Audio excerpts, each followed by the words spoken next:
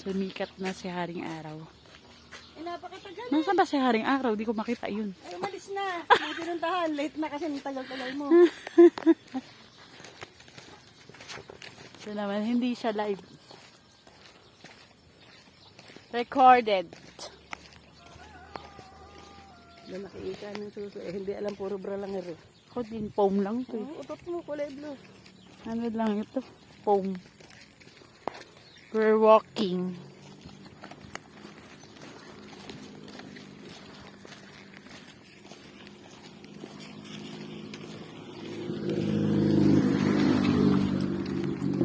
Walking on the lane. Somewhere. Nakot kami ni Ate Bex. Ayun! Yun talaga naman. Nakaisa. Yun ang ano, yung organic na ubo. Oo. Talagang uso ngayon yan. Ayun, nakaisa din. Hindi naman malaki. Gusto ko Ayoko na magpagupit ng hair. Nakukulot ang hair ko pag arte mo. nagupit. Ganda nga eh. Yeah! Eh, yung alam mo, yung pag mahaba buhok, makakamatanda. Hmm? Yan mukhang maaluan. Sabi nila mas bata ako. Bumabata ako. Magtigil ka nga. Dalas na natin pumunta dito. No? Paano yung kapatid mo? Dati nung araw sila yung punta. Pumupunta sa amin. Parang init na init ba? Sayang mga bukod na ganun. Nakatiwang-wang ano. Perbentahin na siguro yan ano. Bibenta naman siguro na yan. Dahil umulan kagabi. Magdamag na umuulan tayo na.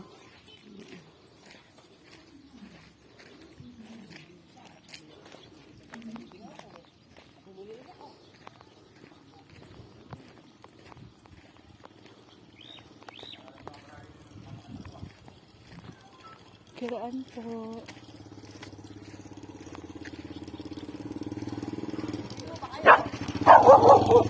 Po. Anak po ako ni Mac. Kapatid po ako ni Beth. Si Beth po, naasawa ni Bunso. Kapatid niya po ako. Ito po, katropa ko. Sa Guardians po. Sa kayo pupunta niya? Kay Tito Emmy po. Pamangkin naman po ako ni Tito Emmy. Na asawa ni Ate Susan. Bunso namin ba? Opo. Pala ibang mukha ka. Kaya bakit nagtagtapan ng kami ni Punsal ng barangay ho yun. Magandang araw po. Morning po. Punsal na kagalang-galang kaharap ko. Madalas po kaming pumunta dyan, kay ate. Jajag. Okay po. Sige po. Sige po, good morning. Sana ang video ko dati. Kapatid ni Kuya Bunso. Oo, sinunod ba tayo? Bati naman tayo sa mga. Ba, hindi nila kasi, Maganda sa Malolos ba? hindi tayo familiar.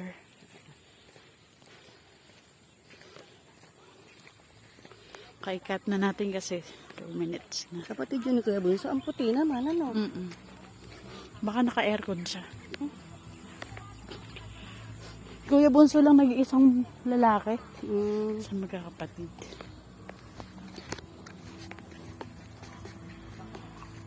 Ito yung buhay namin, Ate B. Kapag na-stress na kami, medyo aalis-alis na kami doon.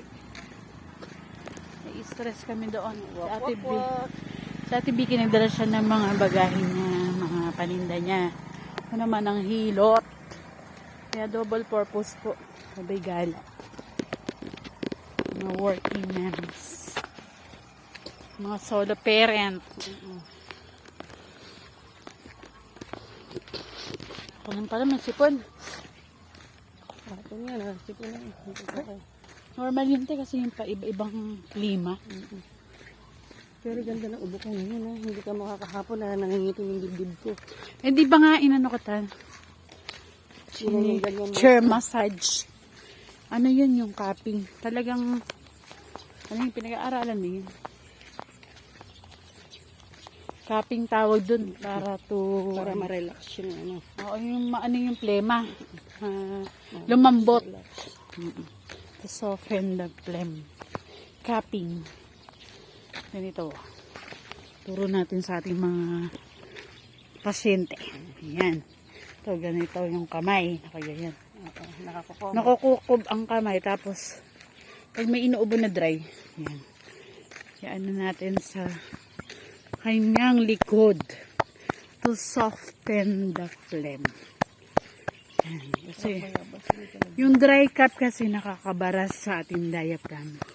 Sa hingahan natin. Yan. So, kailangan ikakapi natin para lumambot ang plema. Yan. Around the back. Sa likod po. Yan. Ulit-ulit lang. Yan. Yan na. Go. Malayo pa, doon ba yun? Doon.